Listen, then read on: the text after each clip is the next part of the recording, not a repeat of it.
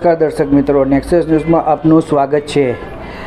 આજ રોજ અમદાવાદ શહેરના ગેસપુર મેટ્રો સ્ટેશન નજીક ફતેવાડી કેનાલ પસાર થાય છે, જ્યાં કેનાલની સમાંતર આવેલા ઝૂંપડાઓમાં આજે આગ લાગવાની ઘટના બની હતી। આગ એટલી વિકરાળ હતી કે જોતજોતામાં 60 થી 70 ઝૂંપડા આગની ઝપેટમાં આવ્યા હતા।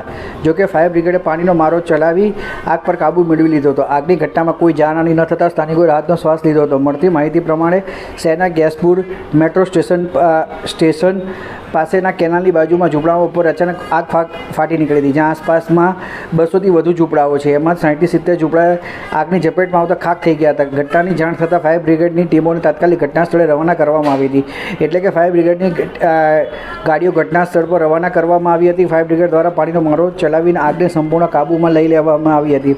ઝૂંપડાઓમાં કુલિંગ પ્રોસેસ કરી દેવામાં આવ્યું અને આગની ઘટનાના સમયે મોટા ભાગના ઝૂંપડાઓમાં કોઈ વ્યક્તિ હાજર ન હતા। આ ઘટનામાં કોઈપણ પ્રકારની જાનહાનિ થઈ નથી। દર્શક મિત્રો, આવા સમાચાર જોવા માટે આપ અમારી ચેનલ લાઈક કરો, શેર કરો, સબસ્ક્રાઈબ કરો।